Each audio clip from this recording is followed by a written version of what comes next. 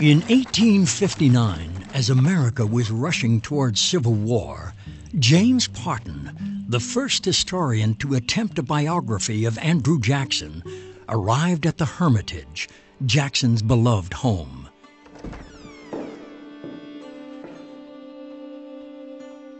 He was escorted through the mansion by Hannah Jackson, who had been Andrew Jackson's slave from the time she was 10 until Jackson died.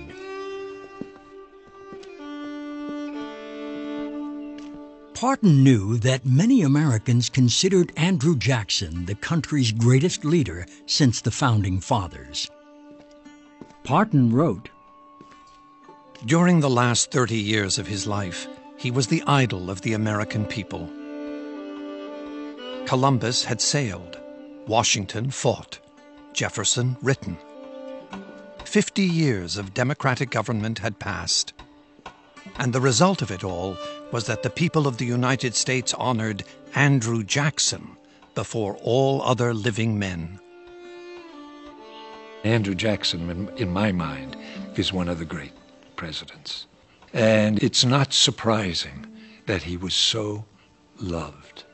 In fact, it is said that when the Civil War broke out in 1861, people wanted to vote for Andrew Jackson, hoping he would come back and save the Union. He was that beloved. For all of his flaws, for all of his contradictions, Andrew Jackson did more than any other American of his generation to enlarge the possibilities of American democracy. In doing that, and seeing himself as president, as the tribune of the people, he did more than anyone to change to enlarge the possibilities of the American presidency.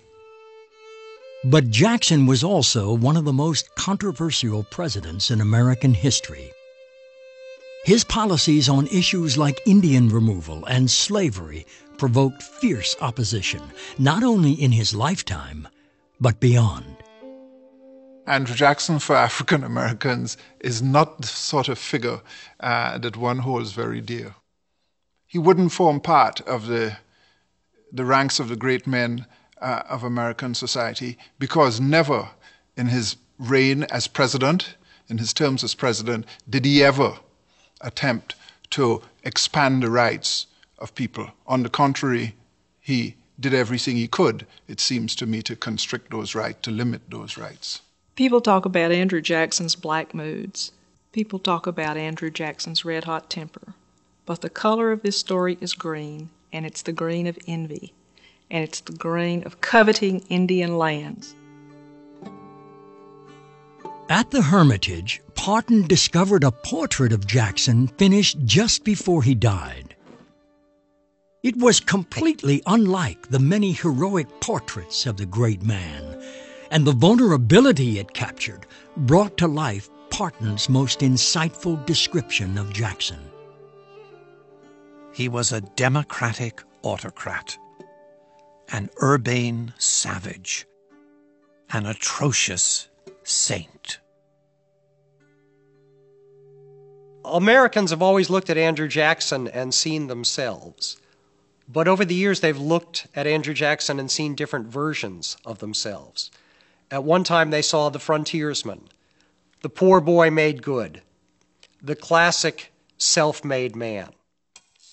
Today, some Americans look back at Jackson and they see the slaveholder, the Indian oppressor, even the Indian hater.